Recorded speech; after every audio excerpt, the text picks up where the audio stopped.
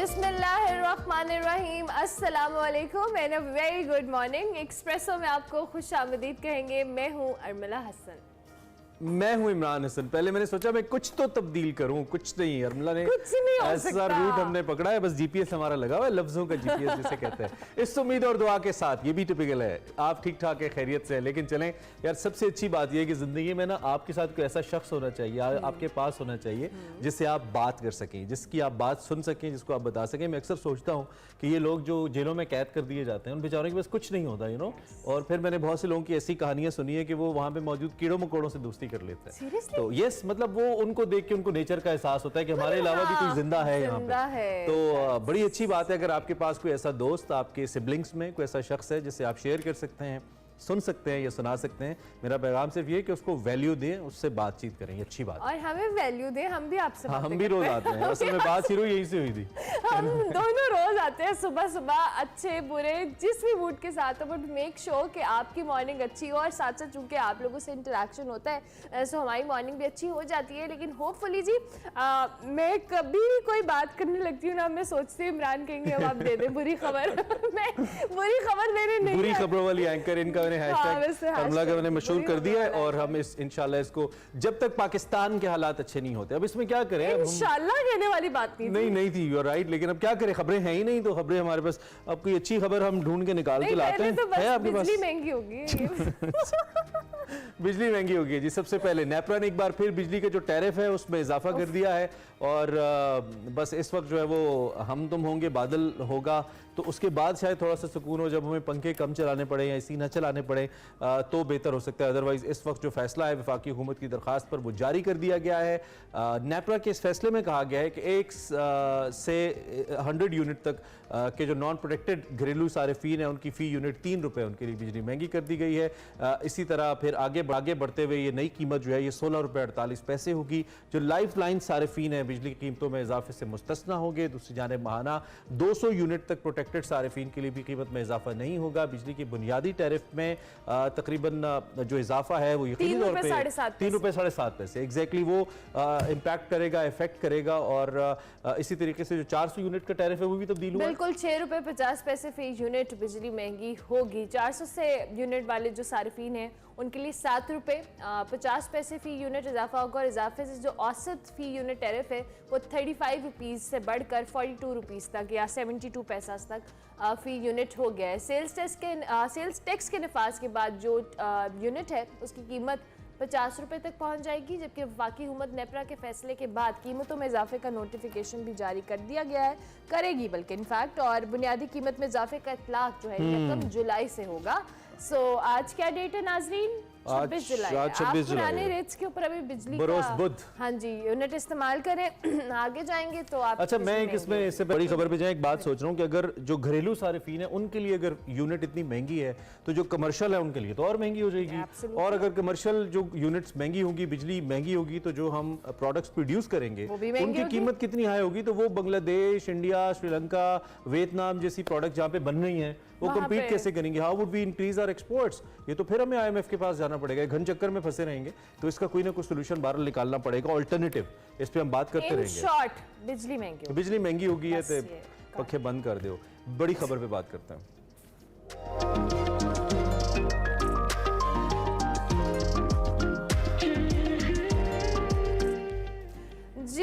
हुकूमत के आखिरी दिन चल रहे हैं। मुद्दत में तकरीबन 16-17 दिन बाकी हैं। इत्तेहादी जमातों की इंतखाबी मुहिम भी जारी है। जबकि वज़ीर आज़म शहबाज शरीफ रोज़ाना की बुनियाद पर मुख्तलिफ शहरों में तरक्याती मनसूबों का इफ्तिताह कर रहे हैं। बढ़ती महंगाई हो, हुकूमत की मौशी मजबूरियों पर आवाम को कायल करने की कोशिश कर रहे हैं। जबकि मौशी तबाही और जो नाकिस कारकर्दगी है उसका सारा मलबा साबिक हुकूमत पे डाला जा रहा है। हुकूमत ने जी मुद्दत पूरी होने से पहले ही पार्लिमानी महाज पे भी जो कह लेना सरगर्मियाँ तेज़ कर दी हैं। गुज़िश्ता रोज़ पार्लियामेंट का मुश्तरका इजलास हुआ जिसमें वज़ीर कानून की जानिब से एक्शन एक्ट तरमीमी बिल पेश किया गया। बिल में 54 तब्दीलियाँ की गई हैं, जबकि बिल का जो मुसवदा है वो भी मंजर आम पे आ गया। मुसवदे में सबसे बड़ी और अहम तरमीम यह है कि निगरान हुकूमत के इख्तियारात में इजाफा है। बिल्कुल, अवाम के इख्तियारात कम हो रहे हैं हर चीज़ के ऊपर।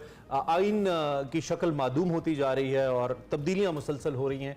ये मुसवदा ये भी कहता है कि शेख 230 में तरमीम के ज़रिए निगरान हुकूमत को मईशत और अहम फैसलों का हक हासिल होगा और दीगर ममालिक और दीगर जो आलमी इदारे हैं इससे मुआहदे भी कर सकेगी जो निगरान हुकूमत होगी। पहले ऐसा नहीं था। इस पर ऐवान में शदीद हंगामा देखने में आया है। निगरान सेटअप को मजीद इख्तियारात देने से मुतल्लिक जो अराकीन हैं उनको एतमाद में लिए बगैर ये तरामीम पेश करने पर हुकूमत के इत्तेहादी और अपोजिशन अराकीन का पारा हाई हो गया। सीखपा नजर आए बिल की मंजूरी से इनकार कर दिया। पीपल्स पार्टी के सीनियर रहनुमा रज़ा रब्बानी ने कानून साजी पर एतराज़ात उठाते हुए वाज़ेह किया कि निगरान सेटअप के रोल पर इस वक्त जो अदालत के फैसले हैं वो मौजूद हैं। आइन क्लियर है। एक निगरान हुकूमत को मुंतखब हुकूमत के बराबर लाने की कोशिश की जा रही है जो कि रज़ा रब्बानी साहब के मुताबिक जो कि पीपल्स पार्टी को रिप्रेजेंट करते हैं किसी सूरत कबूल नहीं है। पीपल्स पार्टी हो, जमात इस्लामी हो, JUI हो, तहरीक इंसाफ हो, इसके सख्त एतराज़ात के बाद इस एक्ट में मजीद तरामीम की जो मंजूरी है वो मौक्कर कर दी गई है। यानी कि अब तरामीम के ऊपर तरामीम की जाएंगी और थोड़ा सा शायद हुकूमत को बैकफुट पे जाना पड़े। लेकिन मजमूई तौर पर जो सूरत हाल इस वक्त जो मंजरनामा है वो हमने आपके सामने रख दिया। बिल्कुल इसी सारी सूरत हाल पे बात कर लेते हैं। शौकत पराचा साहब हमारे साथ मौजूद हैं, सीनियर तज्ज़ियाकार, इनको हम खुशामदीद कहेंगे। Thank you very much Shaukat Paracha साहब, बहुत शुक्रिया आपने हमें ज्वाइन किया। ये जो ताज़ा तरीन डेवलपमेंट हम देख रहे हैं, कल जो तरमीम पेश की गई और सबसे इम्पॉर्टेंट इस पर हम इसीलिए बात करेंगे क्योंकि इससे पहले भी हमने 2 दिन पहले देखा था कि पीपल्स पार्टी ने जो निगरान वज़ीर आज़म है उनके नाम के ऊपर, उनके अनाउंसमेंट के ऊपर या जो भी खबर आई थी उस पर बड़ा खुलकर एहतजाज किया था या अपनी तशवीश का इज़हार किया था, एतराज़ किया था इनफैक्ट। तो अब जो सारी सूरत हाल है इसमें अब नई तरमीम जो करने की कोशिश की गई है या पेश की गई है, किस तरह से आप देखते हैं? क्या ये उनकी जो तशवीश है या तहफ़्फ़ुज़ात हैं जो इत्तेहादी जमातों की, क्या वो ठीक है? बिस्मिल्लाहिर्रहमानिर्रहीम, बहुत शुक्रिया अरमुला जी। तरमीम का मसवदा तो कल ऐवान में पेश ही नहीं हुआ और जो किसी के पास था उन्होंने अपनी पॉकेट में रखा। तो बुनियादी तौर पर जब किसी ने ये अमेंडमेंट्स, सेट ऑफ अमेंडमेंट्स पढ़ी नहीं थी तो एतराज़ इस बात पे नहीं था कि तरमीम आ रही है। एतराज़ ये था कि हमसे छुपाया जा रहा है, जिसमें सेनेटर कामरान मुर्तज़ा साहब JUI की तरफ से भी बोले, मियां रज़ा रब्बानी साहब की बात आपने कर दी।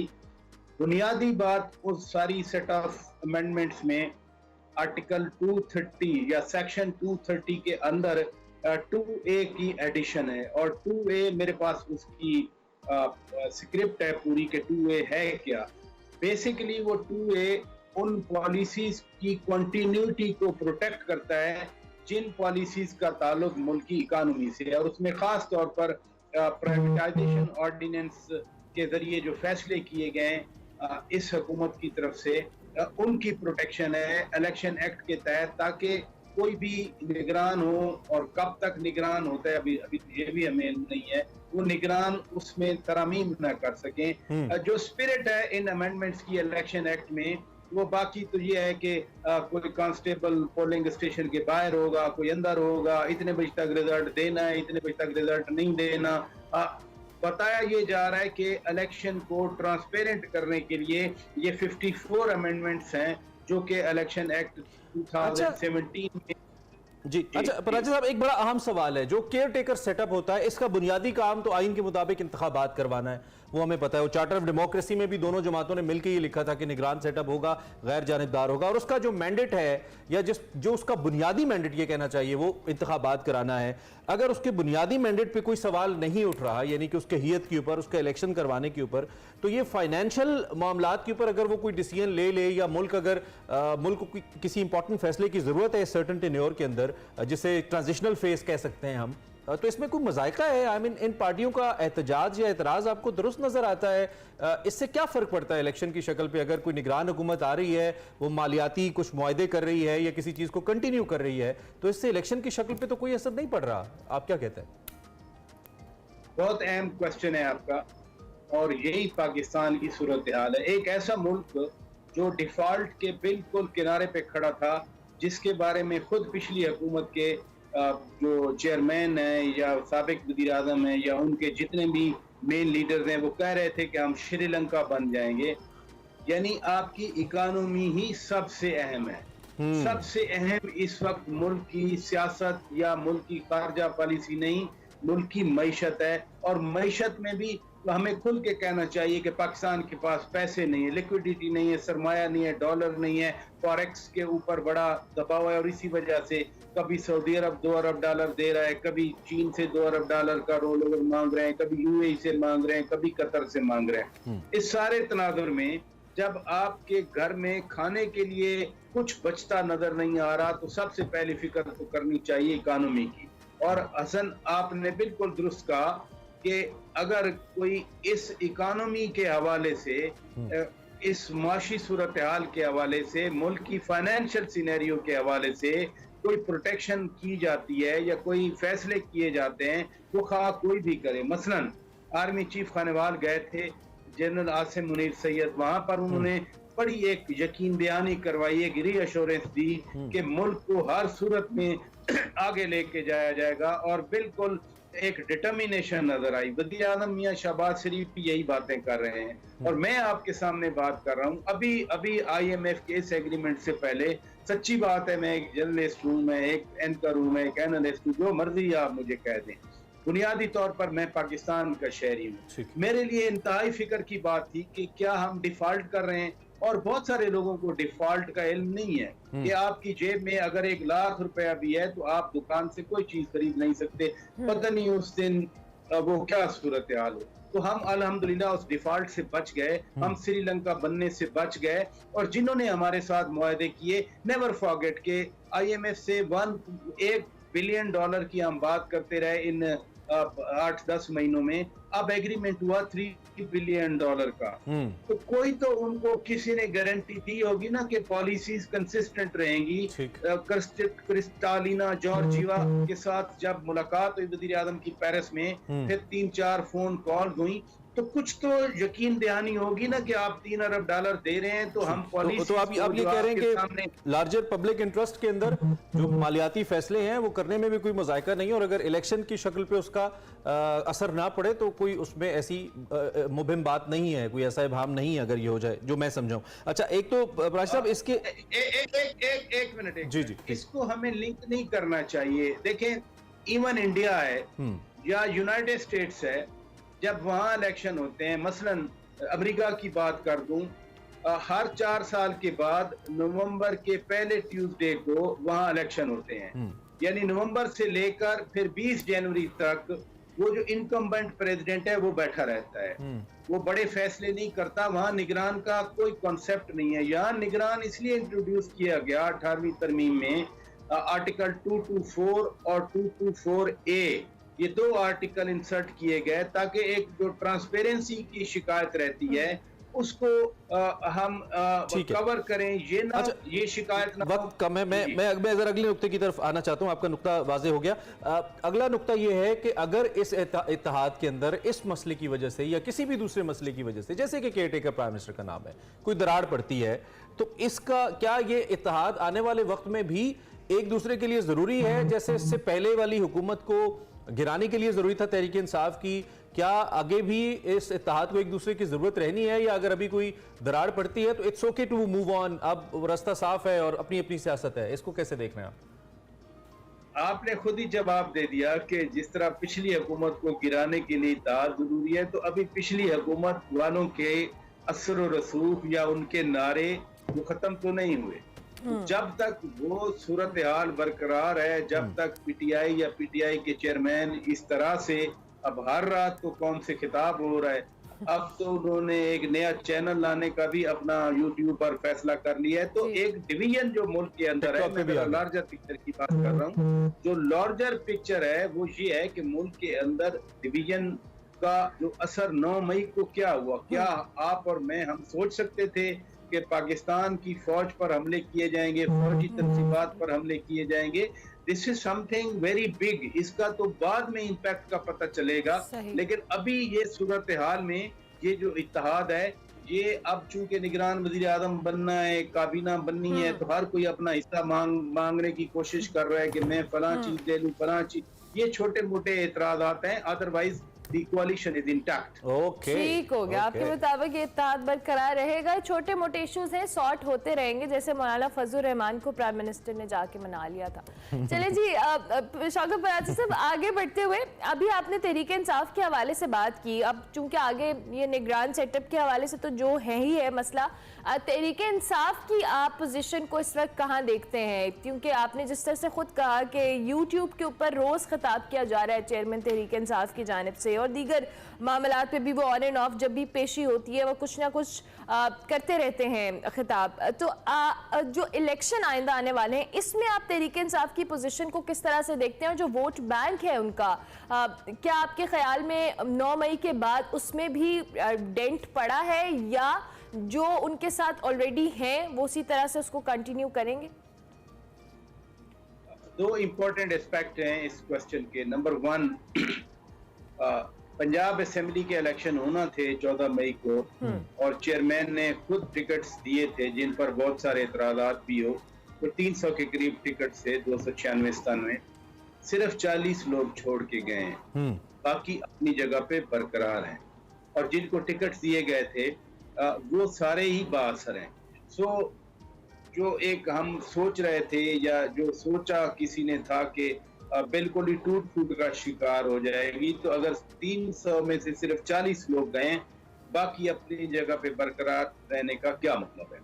अब दूसरा एस्पेक्ट ये है कि जो बड़े लोग, बहुत बड़े बड़े फेस, परवेज खटक साहब से लेकर फवाद चौधरी साहब तक, और फिर कराची वाले जो साहिबान हैं, जैदी साहब या इमरान इस्माइल साहब, ये पिलर्स थे पीटीआई के। पीटीआई इन्हीं के ऊपर खड़ी थी, और ऊपर तो पिरामिड जो है वो तो खैर खान साहब की अपनी जात थी। लेकिन इन लोगों के जाने से जरूर इम्पैक्ट पड़ेगा। फवाद चौधरी साहब अगर 80,000 वोट पीटीआई के प्लेटफॉर्म से लेते हैं, तो कोई उसमें 35, 40, 45 हजार उनका जाती वोट भी जरूर होगा। इमेजिन इलेक्शन में फवाद चौधरी साहब इंडिपेंडेंट खड़े हैं, या तहरीक इस्तेकाम में पाकिस्तान पार्टी से खड़े हैं, और चौधरी सकलैन पीटीआई के उम्मीदवार हैं, तो वो पीटीआई का वोट ही डिवाइड होगा, वो किसी और जमात का वोट नहीं डिवाइड होना। बट हैविंग सेड दैट, असल फैसला तो करना है अवाम ने, वोटर ने, उनके सपोर्टर ने, हर एक की पार्टी के, और उसका यार्ड स्टिक यही होता है कि इलेक्शन हो।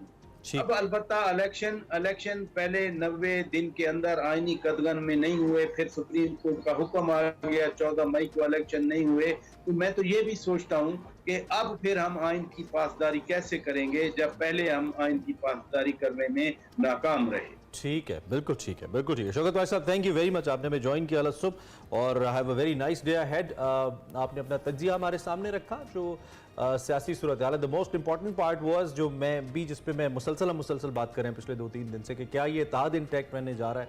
तकरीबन सभी जो तज्जियाकार हैं वो इस बात पे मुत्तफिक नज़र आते हैं कि आर्जी तौर पर एक लव हेट सिचुएशन हो जाती है, लेकिन ये इत्तेहाद तो अपनी जगह इंटैक्ट है, चूँकि इसका सामना बड़े चैलेंजेस से है। सो देखते हैं क्या सूरत हाल बनती है। वर्ल्ड पाकिस्तान के लिए मोस्ट इंपॉर्टेंट थिंग इज कि अवाम की क्या कहना चाहिए, फेवर से एक हुकूमत आए और वो फैसले करें। That's very important. ब्रेक लेते हैं, ब्रेक के बाद वापस आते हैं।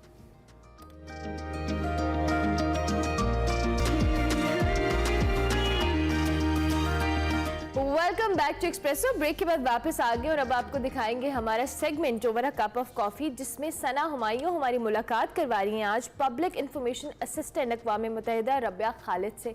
देखते हैं क्या बात हुई over a cup of coffee में।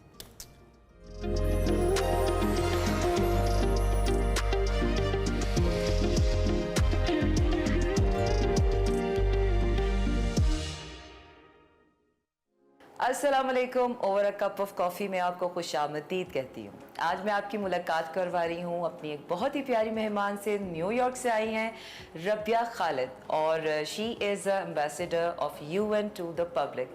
रबिया, पाकिस्तान में आपको खुशामदीद कहती हूँ मैं, एंड आई होप कि आपका स्टे कंफर्टेबल है। बहुत शुक्रिया, अल्हम्दुलिल्लाह। Let's start from New York life, कि आप वहाँ पर डिपार्टमेंट ऑफ ग्लोबल कम्युनिकेशंस की बतौर पब्लिक इंफॉर्मेशन असिस्टेंट काम कर रही हैं, तो हमें उस रोल के बारे में बताएं। कितने एक्साइटेड है, क्या क्या उसकी जॉब रोल्स होते हैं, क्या करती हैं आप? First of all, thank you so much for having me on your show, and it's my pleasure to be here with you. तमाम दुनिया से जब लोग यूनाइटेड नेशंस हेडक्वार्टर्स को विज़िट करने आते हैं, बेशक वो लोग हों, डेलीगेशंस हों, डिफरेंट एम्बेसडर्स हो, तो मेरा काम यह है कि मैं उनको यूनाइटेड नेशंस का इंटरनल टूर देती हूँ और उसमें मैं लोगों को यूनाइटेड नेशंस के काम, उसका स्ट्रक्चर, रूल्स रेगुलेशंस के बारे में बताती हूँ और साथ ही मैं उन्हें different chambers, committee rooms, meeting rooms, different halls, उनका भी टूर देती हूँ, जैसे कि United Nations general assembly, security council, economic and social council.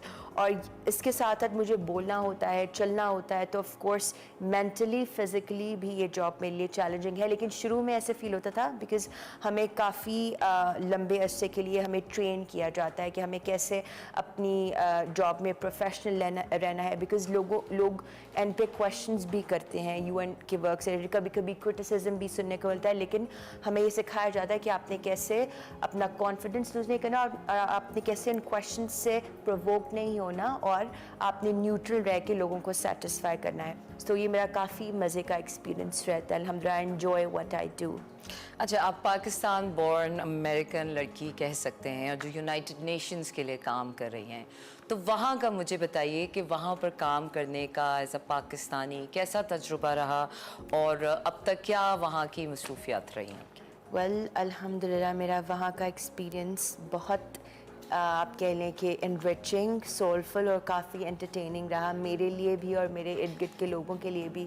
एक लाइफ में बहुत इंपॉर्टेंट चीज़ होती है कि आपको किस तरह के लोगों का साथ मिलता है और इसी में आपकी लक भी काउंट करती है और इसमें अल्लाह ताला का आप पे करम भी होता है। तो अल्हम्दुलिल्लाह मैं यही कहूँगी कि अल्लाह ताला का अब तक मेरे पे करम रहा है कि जितने भी मुझे प्रोफेशनल सेटअप में जितने भी लोग मिले वो काफ़ी कोऑपरेटिव हैं, काफ़ी हेल्पफुल हैं, उनसे मुझे काफ़ी सीखने को मिलता है। तो यूनाइटेड नेशंस का मेरा सफ़र शुरू हुआ 2017 में, जब मैं अभी स्टूडेंट ही थी मास्टर्स में। तब मैंने अपनी इंटर्नशिप स्टार्ट की permanent mission of Pakistan to United Nations के साथ। उस वक्त एम्बेसडर मलीहा लोधी वो थी permanent representative of Pakistan to United Nations. तो तब मेरा बहुत अच्छा एक्सपीरियंस रहा बिकॉज़ बचपन से ही मैं डिबेट्स और MUNs मॉडल यूनाइटेड नेशंस में काफ़ी पार्टिसिपेट करती थी और मेरा 15 ईयर्स की एज से ये ड्रीम था कि मैं यूनाइटेड नेशंस हेडक्वार्टर्स में न्यूयॉर्क सिटी में काम करूँ। तो ऑफकोर्स मुझे अभी भी वो दिन याद है जब मैं पहले दिन UN हेडक्वार्टर्स में मैंने कदम रखा। तो ऑफकोर्स मुझे बहुत इमोशनल फीलिंग आई और मैंने अपनी मदर को कॉल किया खुशी में, that I finally made it, even though तब मैं इंटर्न थी।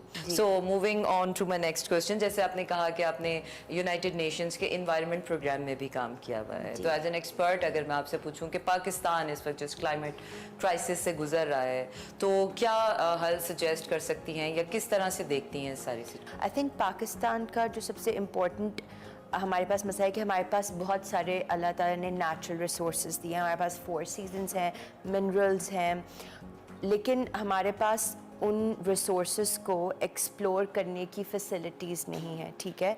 तो हमें चाहिए कि हम सस्टेनेबल एनर्जी की तरफ जाएं। जैसे हमारे पास हाइड्रो इलेक्ट्रिसिटी हम जनरेट करते हैं, हमारे पास एनुअली इतना ज़्यादा पानी है जो बारिश के थ्रू आता है, लेकिन हमें प्रॉपर डैम्स कंस्ट्रक्ट करने की ज़रूरत है ताकि वो पानी हम अपने पॉजिटिव यूज़ के लिए, इलेक्ट्रिसिटी जनरेट करने के लिए यूज़ कर सकें। हमारे पास ज़्यादातर हमारे मुल्क में गर्मी रहती है, तो एक्सट्रीम सनलाइट हम उसको पॉजिटिवली यूज़ कर सकते हैं। सबसे इम्पॉर्टेंट बात कि हमारे मुल्क की ग्रीन हाउस गैस एमिशन में कोई कंट्रीब्यूशन नहीं है, बिकॉज़ जो ज़्यादा इंडस्ट्रियलाइज्ड ममालिक हैं उनकी ज़्यादा इनपुट है इसको आप कह लें कि इस चीज़ की तरफ जो ग्लोबल वार्मिंग हो रही है। लेकिन पाकिस्तान का इतना ज़्यादा इस चीज़ में हाथ नहीं है, फिर भी क्योंकि दुनिया में इंडस्ट्रियलाइजेशन की तरफ इतना ज़ोर है, इकोनॉमिक ग्रोथ की तरफ, बिजनेसेस ऑफ कोर्स स्पेस पे चलते हैं, तो उस चीज़ का ऑफ कोर्स अब हम कोई ऐसा बैरियर तो नहीं है ना कि हम उसको दूसरे ममालिक से एक आइसोलेट कर सकें। तो ऑफ कोर्स पाकिस्तान ना चाहते हुए भी उन नेगेटिव इफेक्ट से Pakistan very productive and valid points. अच्छा, आप यूनाइटेड नेशंस में उर्दू टूर्स भी करवा रही हैं, that sounds very interesting and so proud to be proudly connected moment. आपके ख्याल में इससे क्या फ़ायदा हो रहा है? पाकिस्तान की सकाफत और पाकिस्तान के कल्चर की नुमाइंदगी जब आप वहाँ करती हैं, so how do you feel it और कैसा एक्सपीरियंस रहता है? जी, आपने बहुत अच्छा सवाल किया और इस सवाल की बहुत ज़्यादा ज़रूरत थी। ये तकरीबन आप कह लें कि 4 साल से मैंने वहाँ पे नोट किया कि वहाँ के डिफरेंट सेक्टर, डिफरेंट डिपार्टमेंट्स में मैंने कहीं भी उर्दू का नामो निशान नहीं देखा। तो फिर मैंने अपने चीफ ऑफ द डिपार्टमेंट के साथ ये कंसर्न शो किया कि मुझे इस चीज़ के बारे में फ़ील होता है और मैं चाहूँगी अगर आप मुझे अलाउ करें कि मैं इस टूर को उर्दू में क्रिएट कर सकूं। तो उन्होंने कहा you are more than welcome to do that. So Rabia, this is so proud to connect to this moment and definitely wish you best of luck Thank you so इस पूरे journey के लिए। और जिस तरह से आप पाकिस्तानी होकर यूएन में पाकिस्तान की और पाकिस्तानी गर्ल्स की मैं कहूँगी नुमाइंदगी कर रही हैं, so this is amazing growth for you. Thank you. अच्छा, अब मैं जा रही हूँ इनफॉर्मल पार्ट की तरफ जिसमें आपके थोड़े से लाइक्स और डिसलाइक्स जानने की कोशिश करूँगी, but that would be a rapid fire round and you have to be a real quick. Okay, I'll try my best. Traveling or book reading? Traveling. Okay. Mountains or beaches? Mountains. Okay. Morning person or night person? Night person. Oh, fantastic. Movies or seasons? Movies. Okay. Comedy or action? Comedy. America में रहते हुए पाकिस्तानी खाना खाती हैं? बिल्कुल, बहुत ज़्यादा खाती हूँ और वहाँ पे मुझे कोई मसला नहीं होता। काफ़ी सारी हलाल फूड ऑप्शंस है, पाकिस्तानी खाना भी बहुत इजीली मिल जाता है वहाँ से। Fantastic. कोई favourite Pakistani dish? Biryani. Oh, biryani all time favorite. All ambassadors I have been interviewed, they rated biryani on top. Wow. So, new fashion or old fashion? It depends. I would go what I feel comfortable in. Your favorite Pakistani personality? Of course, Muhammad Ali Jinnah, Quaid-e-Azam. What is your best hobby in Pakistan? जब आप पाकिस्तान में होती हैं तो? To be honest, I get to be pretty lazy when I'm here, so most of the time I try to rest and rejuvenate. लेकिन यहाँ पर आप कह सकते हैं, I don't know if exploring and eating Pakistani food made by my mom, because मेरा होता है कि जाने से पहले मैं अपने अंदर वो चीज़ स्टोर करके लेके जाऊँ. So I think eating, if you consider that as a hobby. Okay, we give you this kind of a margin. Rabia, बहुत मज़ा आया, बहुत अच्छा लगा आपको as a person जान के, आपका जॉब रोल जान के, and I am so proud of you on your growth and definitely wish you best of luck कि आगे आप फ्यूचर में भी ऐसे ही ग्रो करती रहें और पाकिस्तान को इसी तरह रिप्रेजेंट करती रहें। बहुत शुक्रिया. Thank you so much for having me. It was my honor to be here with you today. Thank you very much. तो अब तक के लिए आपके साथ इतना ही। अगले हफ्ते फिर होगी आपसे मुलाकात, फिर किसी नए मेहमान के साथ। अपना रखिए ख्याल, मुझे दीजिए इजाज़त। अल्लाह हाफ़िज़।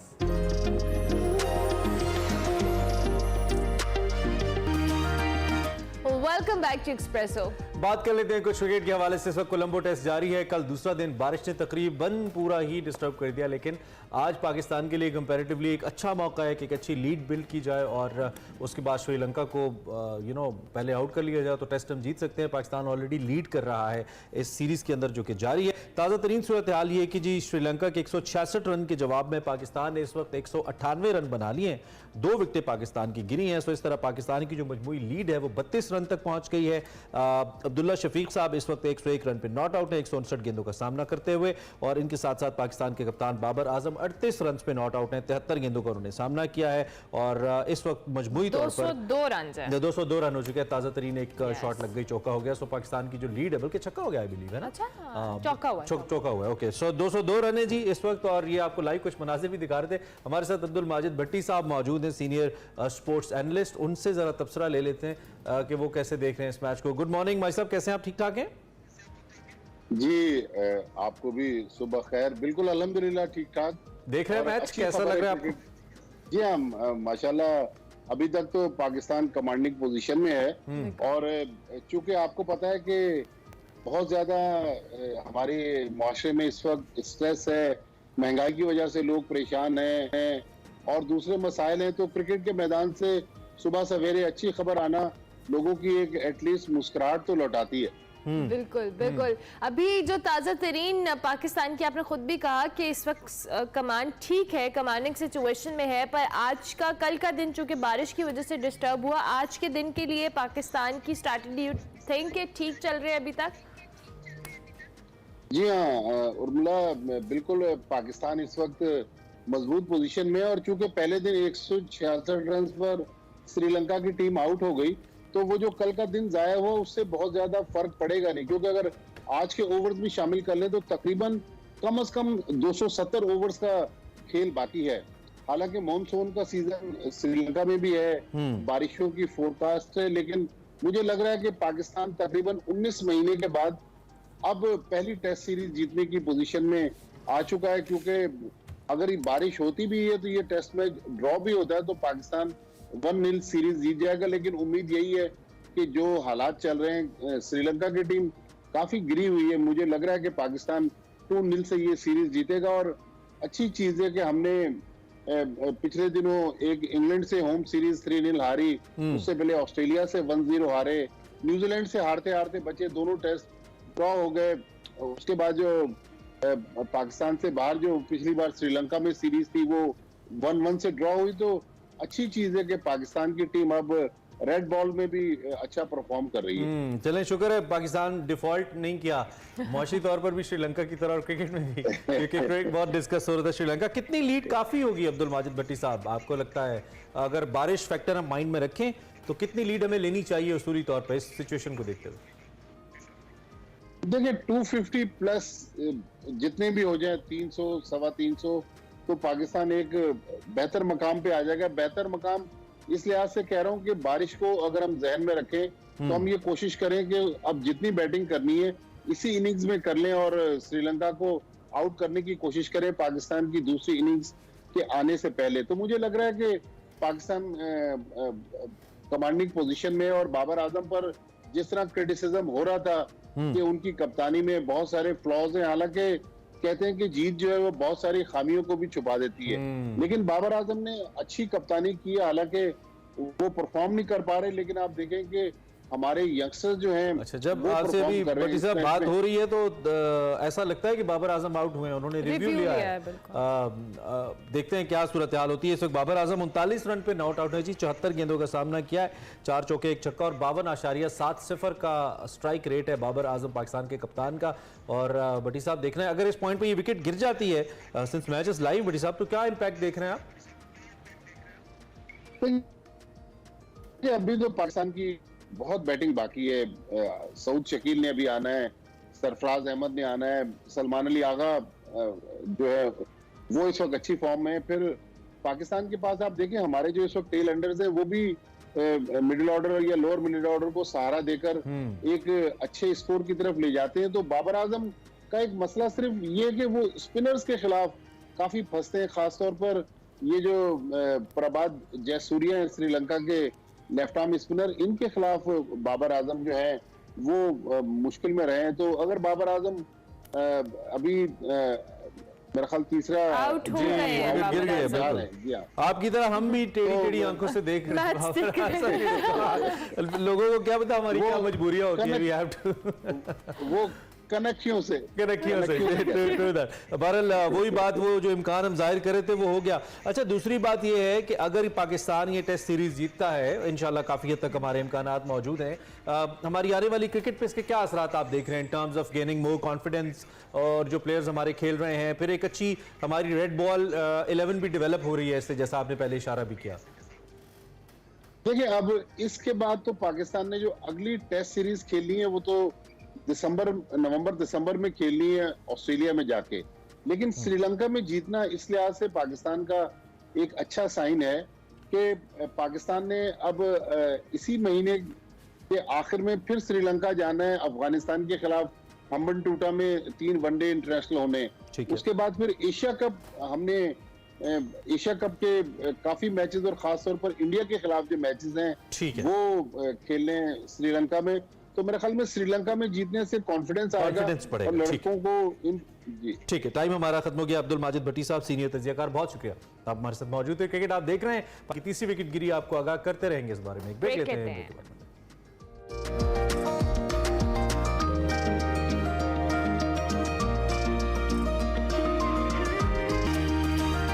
Welcome welcome back to Expresso. Programme के दूसरे हिस्से में आपको खुशामदीद कहेंगे। आगे बढ़ते हैं जी। अब आपको दिखाते हैं हमारा सेगमेंट मेरा पाकिस्तान, जिसमें उफेरा फैज़ हमें एक ऐसी फैक्ट्री लेके जा रही हैं जहां ज़राअत के लिए जो बनाए जाने वाले ड्रोन्स हैं, कार के इंजन से तैयार करदा जो एयरक्राफ्ट है, पैराग्लाइडिंग और इलेक्ट्रिक कार्स हैं। और आपको पता है कि वक्त की इस वक्त अहम ज़रूरत यही है कि गाड़ियों को इलेक्ट्रिक में कन्वर्ट करवा कर इस्तेमाल किया जाए। आपको पता है हुकूमत इस वक्त को कौन सी इस वक्त जो कह लें गाड़ियों की रजिस्ट्रेशन भी करनी चाहिए ताकि पेट्रोल हो और महंगाई से सताए आवाम के लिए एक रिलीफ हो सके। और वो जो इलेक्ट्रिक कार्स हैं उनका इस्तेमाल भी बड़ा एटमॉस्फेयर फ्रेंडली भी है, एनवायरनमेंट फ्रेंडली भी है और वैसे भी बहुत बचत हो सकती है। मुसलसल गाड़ियों के पीछे पड़ गई हैं। कल भी कन्वर्ट करा रही थी बाइक को और आज फिर ऐसा ही कुछ है। लेकिन इस वक्त जो ग्रीन रेवोल्यूशन है पाकिस्तान की ज़रूरत है जी।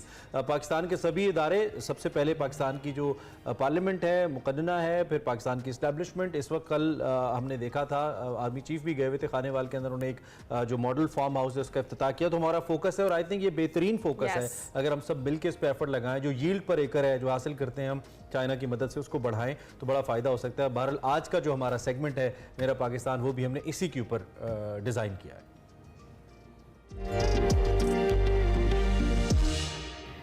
नाज़रीन, आज मैं एक ऐसी टेक कंपनी में मौजूद हूं जहां पर purely made in Pakistan drones तैयार किए जाते हैं। ना सिर्फ ये, बल्कि यहां पर एक ऐसा एयरक्राफ्ट भी तैयार किया गया है जिसको गाड़ी के इंजन से बनाया गया है।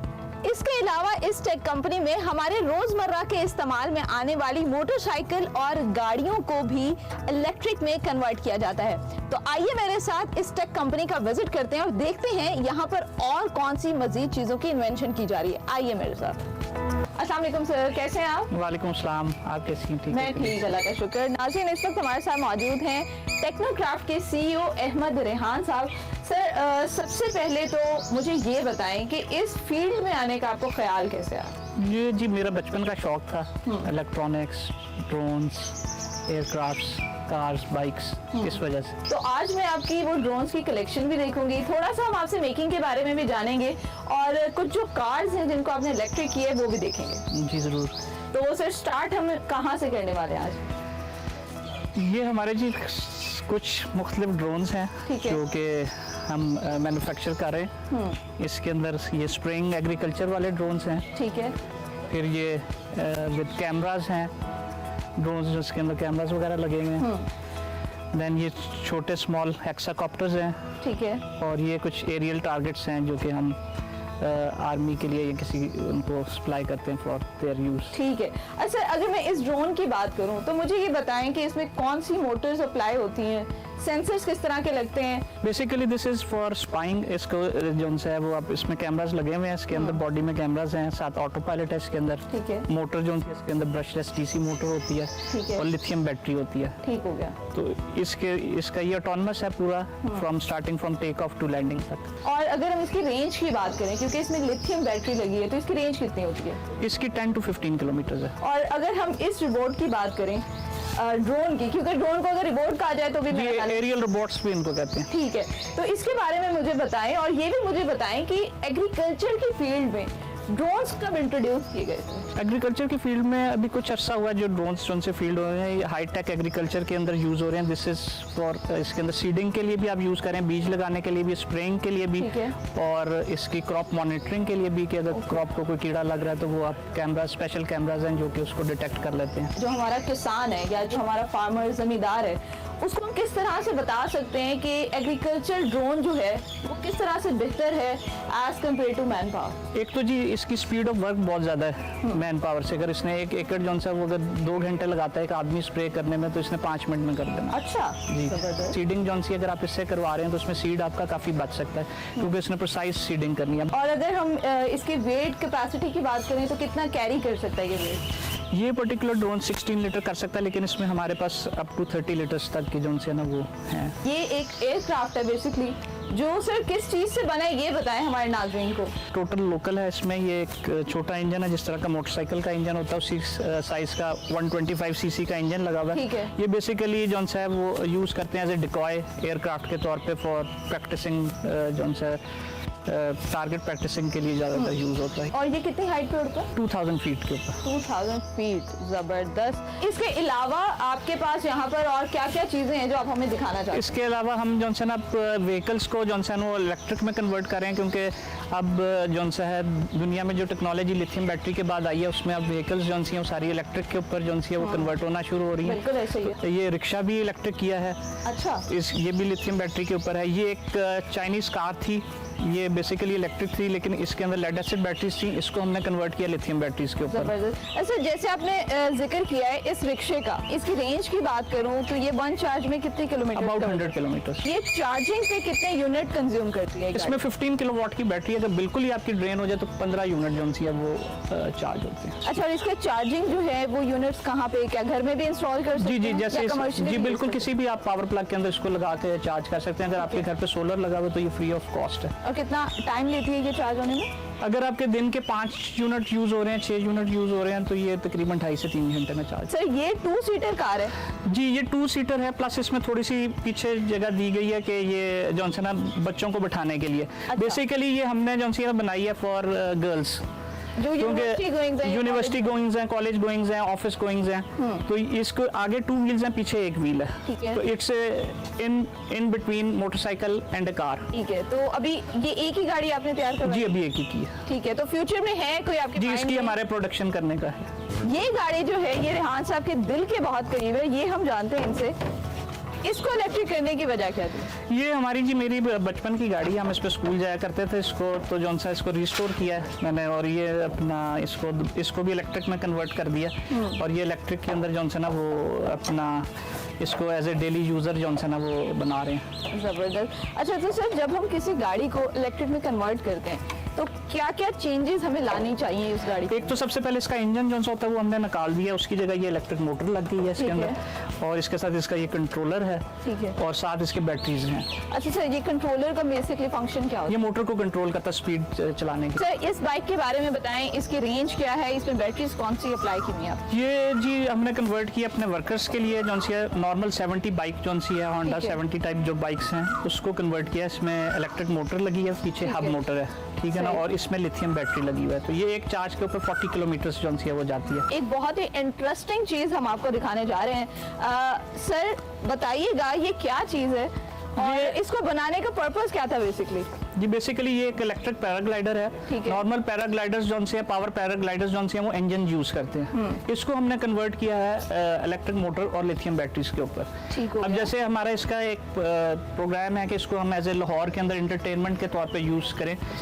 यूनिक और जबरदस्त आइडिया, क्योंकि कराची में तो ये होता है यूज में। जी उधर हवा बहुत तेज होती है, उधर आप उड़ा सकते हैं, लाहौर के अंदर जौन सा ना आप उसको नहीं यूज कर सकते। तो इसीलिए जौन सा ना इसको हमने इलेक्ट्रिक मोटर पे किया कि आप ऊपर चले जाएं and then you can glide with it. इसके साथ पैराग्लाइडर लगता है, ये उसका बेसिक फ्रेम है। ये टोटल हमने इधर ही स्ट्रक्चर तैयार किया है, इसको इलेक्ट्रिक मोटर इधर ये फिट की है।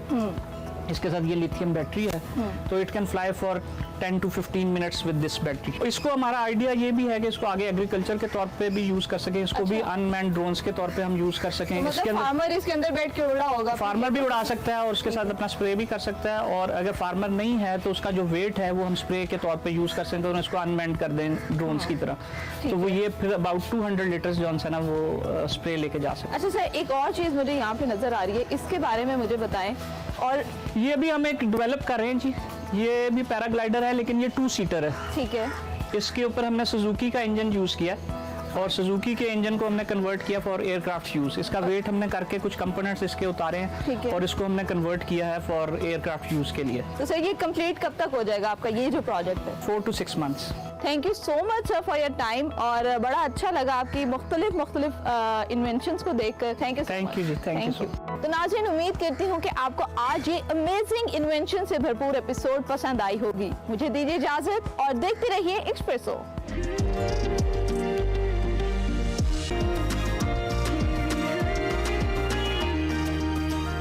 Welcome back to Expresso. Programme में आगे बढ़ते हुए अब कुछ बात कर लेते हैं मुल्क की तरक्की की, और इसकी राह हमवार करने के लिए यकीनी तौर पे नाज़रीन जो मुआशरा है उसका पढ़ा लिखा होना इंतहाई ज़रूरी है। वो सारी कौमें जिन्होंने तालीम पर तवज्जो दी और दूसरे ममालिक के मुकाबले में ज़्यादा कामयाबियाँ समेटी, पूरी दुनिया में अपने नाम का लोहा मनवाया, वही कौमें हैं जिन्होंने तालीम में तरक्की की है। अगर हम चैलेंजेस की बात करें तो यकीनी तौर पे ये भी आसान नहीं है कि पाकिस्तान जैसे माशरे में आप सभी लोगों को पढ़ा दें। कुछ लोग ऐसे हैं जो अपनी मदद आपके तहत करते हैं, कुछ गुरबा मसाकीन ऐसे होते हैं जिनको कुछ ना कुछ चैरिटी ऑर्गेनाइजेशन सपोर्ट करती हैं। लेकिन सबसे इंपॉर्टेंट बात यह है कि जो ब्राइट बच्चों को स्कॉलरशिप दी जाएगी, क्या क्राइटेरिया होगा और कितने बच्चे इससे मुस्तफीद होंगे, इसी हवाले से बात करेंगे। और बेसिकली होम ब्रिज इटसेल्फ क्या काम करता है इस पे भी हम बात करेंगे। प्रोजेक्ट डायरेक्टर हमारे साथ मौजूद हैं होम ब्रिज के, सज्जाद लगारी साहब, उनको हम खुशामदीद कहते हैं। Thank you very much sir, बहुत शुक्रिया। गुड मॉर्निंग, कैसे आप? खैरियत से? Good morning, thank you very much, I am fine, thank you. अच्छा सर, सबसे पहले तो हम चाहेंगे हमारे देखने वालों को आप होम ब्रिज का एक इंट्रोडक्शन दें कि ये ऑर्गेनाइजेशन बेसिकली है क्या, हाउ डज इट ऑपरेट और किस तरह से आप लोग वर्किंग करते हैं? जी, so home bridge was launched about 1 साल पहले, okay, and this is Pakistan's first certified live online A-level programme. तो we deliver classes for 12 subjects daily, so it's like a regular physical school, ठीक है, but the delivery is online and there is a hybrid physical component as well. Okay, तो इसमें सुबह 9 बजे से afternoon 3:30 तक classes हो रही होती हैं like a regular school. A-levels में जो तलबा हैं वो 3 सब्जेक्ट्स लेते हैं डिपेंडिंग ऑन किस स्पेशलाइजेशन की तरफ वो जा रहे हैं। ट्वाइस, अच्छा, और हर क्लास में इंटरेक्शन उसी तरह होता है जिस तरह एक लाइव क्लास में होता है। क्वेश्चन एंड आंसर्स हो रहे हैं daily, quizzes, assignments, everything is happening, attendance mark हो रही है, everything is being monitored, controlled professionally. जो डिसिप्लिन एक स्कूल में एक स्ट्रक्चर डिसिप्लिन चाहिए होता है वो सारा कुछ मेंटेन किया जाता है। Okay, and then twice a month, महीने में 2 दफ़ा बच्चे जा सकते हैं to the Beaconhouse school, which is the closest उनके एरिया में। ओके, और वहाँ वो जाके अगर साइंस स्टूडेंट्स हैं तो अपने लैब्स कर सकते हैं, and all students can do extra curricular activities and sports activities. ठीक है, दैट्स ग्रेट, दैट्स ग्रेट। अच्छा, मुझे ये भी बताइए कि इसमें जो आपने क्वालिटी इंश्योरेंस की बात की है, इसको कैसे इंश्योर कर रहे हैं आप? उसके लिए क्या स्टैंडर्ड्स हैं जो आपने सेट किए हैं? आपने कहा कि everything is being monitored, Yes. But even then if somebody wants to just कि मुझे पता चले कि कैसे हो रहा है, क्वालिटी स्टैंडर्ड्स क्या है, तो हाउ वुड आई नो? जी, सो एवरी क्लास में students are required to keep their camera on, and the teachers delivering just make sure कि स्टूडेंट्स के कैमराज ऑन है, and the whole class is being recorded as well. जो interaction हो रही है, delivery हो रही है, everything is being recorded. So we have something called an LMS, learning management system. Alright, so it's state of the art, जिसमें every student has a log in, A portal, और उस portal पे वो classes भी attend कर रहे हैं, हर चीज़ mark भी हो रही है, अटेंडेंस भी मार्क हो रही है। Plus we have some additional resources on this portal, like we have 2,500 videos. Okay, ये जो 12 सब्जेक्ट्स हैं, अबाउट 200 प्लस वीडियोस हर सब्जेक्ट के। ओके, सो 2,500 वीडियोस जो मास्टर टीचर्स के, A-levels के, कैम्ब्रिज के बेस्ट टीचर्स हैं, उनके हमने रिकॉर्ड किए हुए हैं, okay, and this was done about a year ago, और ये हमारे पोर्टल पे मौजूद है। सही। सो स्टूडेंट्स अगर लेट्स से कोई क्लास मिस भी हो जाती है तो वो चीजें उनको अवेलेबल वो हैं? चीज़ें भी अवेलेबल हैं, प्लस जो उस दिन की रिकॉर्डिंग है वो भी उनको अवेलेबल है। Okay, that's nice, that's nice, ठीक हो गया। अच्छा, अब इस कोलैबोरेशन के हवाले से हम जरूर जानना चाहेंगे। A-levels के बच्चों को मुफ्त तालीम देना, स्कॉलरशिप देना, it's a very good initiative definitely. Akhuwat के साथ आपकी कोलैबोरेशन हुई है, थोड़ा सा इसका पर्पस बताइएगा, ये कोलैबोरेशन है कैसे और किस तरह से आप लोग स्कॉलरशिप्स देंगे? जी, सो हमारा जो रेगुलर पेड प्रोग्राम है, इट्स अबाउट 13,000 से 14,000 महाना, which is also much lower than a regular physical A-level programme. ठीक है, जो वेरी करता है, जो अच्छे स्कूल्स हैं, from about 45,000 all the way to about 70,000 a month. ठीक है, सो हमारा अबाउट 13-14,000 में हम ऑफर करते हैं रेगुलर monthly, ठीक है, and this includes everything. Okay. This includes their online delivery, the resources, the physical component, extracurricular के कुछ awards भी हैं, there's a Duke of Edinburgh award, वो भी है। So A through Z everything is covered. हमारा जो पूरा infrastructure है, student counseling, academic coordinators, उनकी support, so like a regular school, everything is covered in that amount. Okay. अच्छा, but Akhuwat के साथ हमने अब मिल के so we are also contributing and Akhuwat is also funding. So हम मिल के पाकिस्तान के बच्चों के लिए 200 स्कॉलरशिप्स अनाउंस किए हमने। ओके सो इसके तहत पूरे 2 साल के लिए कम्प्लीटली फ्री स्टूडेंट्स इस प्रोग्राम को अवेल कर सकेंगे। एंड आइडिया ये है कि जो डिज़र्विंग नीडी फैमिली से बच्चे हैं, जो ब्राइट हैं, वो इस फैसिलिटी को अवेल कर सकें। ठीक है। तो इसमें बस इनकम का एक क्राइटेरिया है कि जो घर की आमदनी है महीने की, वो 2 लाख से ज़्यादा ना हो ओके पर मंथ। एक ये क्राइटेरिया है, और जितना लोअर हो ऑब्वियसली वी वांट के उतने बच्चे मुस्तहिक लोगों तक ये अपॉर्चुनिटी पहुंचे। जहाँ तक एकेडमिक क्राइटेरिया का है, we offer all the way from at least 80% marks in matric या क्लास 9, ठीक है, all the way up to मतलब 100%। Okay. But it depends on, there is an interview at the end जो हमारे एकेडमिक हेड करते हैं विद द चाइल्ड, एंड फिर child to child this can vary, so description फिर हमारे academic head. तो Sajjad, Y अखुवत? आपका जो कोलैबोरेशन हुआ, why you opted Akhuwat for that? Because we know Akhuwat बहुत अच्छा काम कर रही है। अभी कुछ दिन पहले ही हमने बल्कि डॉक्टर साहब का इंटरव्यू भी किया, मैन ऑफ द डेकेड का अवार्ड उनको मिला, इससे पहले नोबेल प्राइज़ के लिए। तो अखुवत इज़ डूइंग ग्रेट एक्चुअली। आपने अखुवत को क्यों ऑप्ट किया? अखुवत ने आपको कोलैबोरेशन, हाउ इट हैपेंड? जी, सो अखुवत के साथ लास्ट ईयर भी हमारी कोई डिस्कशन हुई थी, but because of time constraints हम वो कोऑपरेशन मटीरियलाइज नहीं कर सके। सो इस साल we were better prepared, okay, and Akhuwat, as you rightly said, is doing an amazing job. ठीक है। It's perhaps the largest social welfare organization in Pakistan and the region. Millions of people are benefiting from the microfinance interest-free Yes. loans that are being offered, and millions of families are getting uplifted. True, true. And education में भी अखुवत last few years they have entered into the education sector as well. They have their own schools and universities as well. They've taken over some government institutions, schools जिनको वो upgrade कर रहे हैं and उनको run भी कर रहे हैं. So they have a good understanding of the needs of the आप कह लें कि जो लोअर इनकम सेक्टर के स्टूडेंट्स हैं, फैमिलीज हैं, उनकी नीड्स को भी वो समझते हैं और एजुकेशन को भी समझते हैं। सही। So it was a natural fit for us to This purpose can be rightly served. जी बिल्कुल। अच्छा सजाद साहब, दूसरी जानिब ख़वातीन के लिए भी ऑब्वियसली ये बहुत सारी ऐसी मुस्तहिक, जिस तरह फैमिलीज़ की बात करें, उसमें बहुत सारी ऐसी बच्चियां हैं, बहुत सारी ऐसी ख़वातीन हैं जो इस प्रोग्राम का पार्ट बनेंगी और डेफिनेटली एम्पावर भी होंगी। सो इसके पीछे आप लोगों ने कोई ख़वातीन को लेकर, लड़कियों को लेकर कोई स्पेसिफिक पर्पस को रखा है, या कोई ऐसी चीज़ या क्राइटेरिया माइंड में कि इससे ख़वातीन को भी बहुत इंकरेजमेंट मिले? ऑब्वियसली वी विल इनकरेज ख़वातीन, और जो भी हमें एप्लीकेशंस आएंगे उसमें we will give them a good share, which would be with the objective कि ज़्यादा से ज़्यादा ख़वातीन इस प्रोग्राम में आएँ, बिकॉज कई फैमिलीज़ में कंस्ट्रेंट्स होते हैं in going to schools, in going to colleges for various reasons, maybe they're conservative, maybe कोई और reasons हो, social mobility, affordability, all these things. तो इनको मद्देनज़र रखते हुए हम ख़वातीन को स्पेशली इनकरेज करेंगे।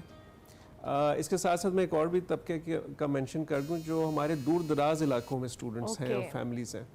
सो इस प्रोग्राम से वो भी फ़ायदा उठा सकते हैं। सो फार फ्लंग एरिया में कोई बैठा है बट वहाँ ए लेवल्स की फैसिलिटी नहीं है या कोई अच्छी एजुकेशनल फैसिलिटी नहीं है, तो वो ये हाइब्रिड मॉडल यूज़ कर सकते हैं। ठीक, बिल्कुल ठीक। और हम उनको पूरा फैसिलिटेट करते हैं इस रिगार्ड। ठीक है, और वो आपको ऑनलाइन अप्रोच कर सकते हैं? जी बिल्कुल, वेबसाइट के थ्रू? जी हमारी वेबसाइट के थ्रू कर सकते हैं, हमारे कॉल सेंटर के थ्रू अप्रोच कर सकते हैं। ठीक है।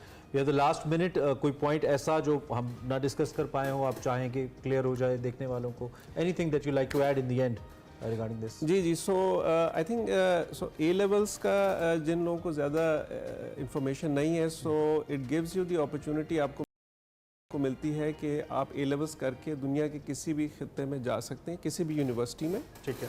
स्कॉलरशिप्स आपको मिल जाती हैं, फाइनेंशियल एड मिल जाती हैं, एंड साथ ही साथ आप जो हमारी लोकल बहुत अच्छी इंजीनियरिंग यूनिवर्सिटीज़, मेडिकल यूनिवर्सिटीज़ हैं, उनमें भी जा सकते हैं। ओके। सो पहले एक इक्विवेलेंसी का इशू था, अब वो नहीं है issue, is very negligible now. And जो स्टूडेंट्स ए लेवल के प्रोसेस के थ्रू गुजरते हैं they tend to perform much better in these medical universities and engineering universities. So A levels is a good opportunity. It's a lifelong asset आपका एक बन जाता है जो आपके लिए एक springboard भी है to go anywhere whether locally. World is turning into a global village, तो आप कहीं भी आप चले जाएं Exactly. तो आपको हेल्प करेगा. Right, Sajjad, thank you very much for being with us and Thank you for very having much me. for coming, Thank you. for clearing certain things जो कि हम डिस्कस चाहते थे. It's a very good initiative. हमने discuss किया home bridge with अखुवत, जिसमें ये 200 students को स्कॉलरशिप दे रहे हैं. उसके साथ साथ इनका जो रेगुलर प्रोग्राम है उसमें आप कहीं से भी बाकी रेगुलर इंस्टीट्यूशंस के मुकाबले में इंतहाई कम पैसों के ऊपर अपने आप को रजिस्टर करके उसी लेवल की तालीम हाइब्रिड मॉडल के ऊपर आप हासिल कर amazing. सकते हैं. इसी पे हम बात कर रहे थे. ब्रेक लेते हैं, ब्रेक के बाद वापस आते हैं. आप देखते रहिए एक्सप्रेसो.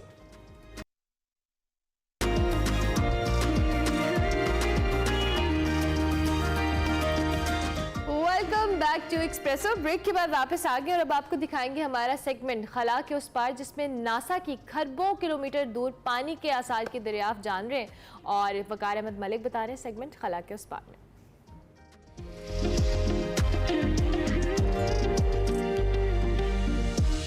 अस्सलाम वालेकुम नाज़रीन, मैं वकार अहमद और आप देख रहे हैं खला के उस पार. खला के उस पार कुछ पानी के शवाहिद मिले हैं. नासा की जो लेटेस्ट खबर है पानी के हवाले से, और ये जो पानी के शवाहिद हमें मिले हैं ये PDS-70 में मिले हैं और PDS-70 स्टार जो है उसके गिर्द मिले हैं, उसके इनर डिस्क में मिले हैं. इसमें बड़ी तफसील से बात करते हैं. लेकिन ये पानी के मिलने के शवाहिद क्यों अहम हैं, इसके कई पहलू हैं, उन्हीं पहलुओं पर बात करनी है. लेकिन सबसे पहले बात करेंगे कि PDS-70 का जो मकाम है ये कहाँ पे है. PDS-70 जो स्टार है या इसके अलावा कोई भी स्टार या प्लैनेट, इसके हवाले से जो एड्रेस होता है अमूमी तौर पे, अगर हमने 10,000 ऑब्जेक्ट जो हैं वो विजिबल होते हैं रात को ह्यूमन आई के लिए, अगर बस टेलीस्कोप है या किसी भी ऑब्जेक्ट को आपने ढूंढना है तो उसका जो मुनासिब एड्रेस है या प्रॉपर जो एड्रेस है वो कोई भी कॉन्स्टलेशन हो सकती है कि आपको बताया जाए कि फ़लाँ कॉन्स्टलेशन में फ़लाँ वाला स्टार या फ़लाँ वाला ऑब्जेक्ट है. तो ये जो कॉन्स्टलेशन है ये सेंटोरस है. सेंटोरस का जो कॉन्स्टलेशन है इसके अंदर PDS-70 आपको मिलता है. और PDS-70 जो है ये 1992 की दरियाफ्त है. और सबसे जो अहम सवाल यहाँ पे पैदा होता है कि PDS-70 हमसे कितने फासले पर है, ज़मीन से कितने फासले पर है. इस सवाल का जवाब देना बहुत आसान है, लेकिन जवाब देने के बाद आप ये एक्सपेक्ट करें कि इंसान जो है उसको दुरुस्त तौर पे विजुलाइज कर ले उन फासलों को, ये बहुत मुश्किल है. PDS-70 370 लाइट ईयर्स के फासले पर है. एक लाइट ईयर यानी एक साल में रोशनी कितना सफ़र करती है उसको एक लाइट ईयर कहते हैं. और उसके बाद 370 लाइट ईयर्स. इसको एक और अंदाज से आप विजुलाइज करने की कोशिश कीजिए कि 1 लाइट ईयर जो है या एक रोशनी का साल जो है वो तकरीबन 94 खरब किलोमीटर के बराबर होता है. और 94 खरब किलोमीटर अगर रोशनी एक साल में सफ़र तय करती है तो 370 सालों में कितना सफ़र तय करेगी, शायद 20,000 खरब किलोमीटर से भी शायद. तो ये इतना सफ़र जो है इसको आप ज़रा विजुलाइज कीजिए, ये इतने फासले पर मौजूद है. और ये मुमकिन कैसे हुआ है? ऑफ कोर्स ये जो इसके गिर्द में 2 एक्सो प्लैनेट्स हैं, दोनों की दरियाफ्त जो है एक की 2018 में हुई है और एक की 2019 में हुई है. लेकिन ये जो आबी बुखारात हैं और ये जो इसके वाले से जो डिटेल्स हैं, जो जुज़ियाती डिटेल्स आप इनको कह लें, ये हमें जेम्स वेब टेलीस्कोप की वजह से मिली है. PDS-70 जो स्टार है उस पर अगर हम बात करें तो ये यंगर है, मतलब ये बहुत ही यंगर है, यानी 5.4 मिलियन ईयर्स इसकी टोटल एज है. और इसके अलावा ये है कि K टाइप है, और K टाइप का मतलब ये है कि सूरज से ठंडा है. इसके गिर्द 2 डिस्क्स हैं, एक इनर डिस्क है और एक आउटर डिस्क है. ये जो पानी के बुखारात मिले हैं ये इनर डिस्क में मिले हैं, इसलिए ये ज़्यादा हैरान कुन है. इस पर बाद में बात करते हैं. लेकिन जो इनर डिस्क और जो आउटर डिस्क है इसके दरमियान में जो फासला है वो 8 बिलियन किलोमीटर का है, 8 अरब किलोमीटर का है.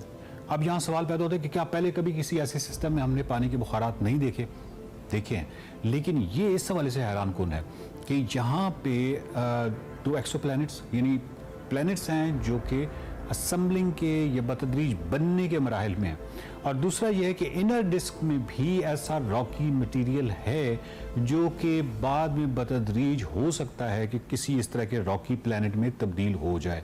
सो इन 2 चीज़ों को अपने जहन में रखिएगा. और तीसरी चीज़ ये जो वाटर वेपर्स हैं, ये जो आबी बुखारात का मिलना, इसमें 2 चीज़ें जो हैं वो हमारे लिए बहुत अहम हो जाती हैं. इस दरियाफ्त के बाद जेम्स वेब टेलीस्कोप की इस दरियाफ्त के बाद वो 2 चीज़ें ये हैं कि सबसे पहले तो हम पानी के हवाले से ये एक बहुत बड़ा सवाल है कि ज़मीन पर पानी कैसे आया, और इसके हवाले से मुख्तलिफ नज़रियात हैं.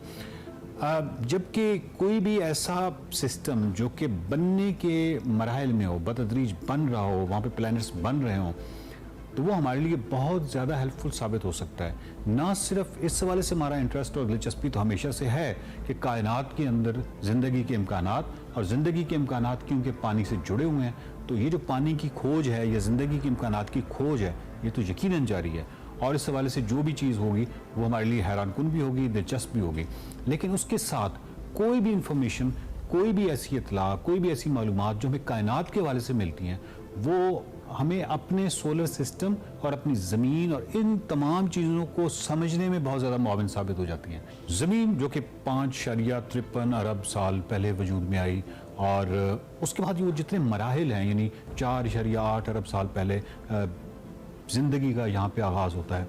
तो ये तमाम बहुत सारे हार्ड क्वेश्चंस हैं जिसके वाले से मुख्तलिफ नज़रियात तो हैं, लेकिन जेम्स वेब टेलीस्कोप जब कायनात में इस तरह के सिस्टम्स को बनता देखेगी, और उसके बाद बहुत सारे ऐसे हार्ड क्वेश्चंस जो अभी तक हम हल नहीं कर पाए, वो हल कर पाएंगे सोलर सिस्टम के हवाले से, ज़मीन के हवाले से, और डेफिनेटली कायनात के हवाले से।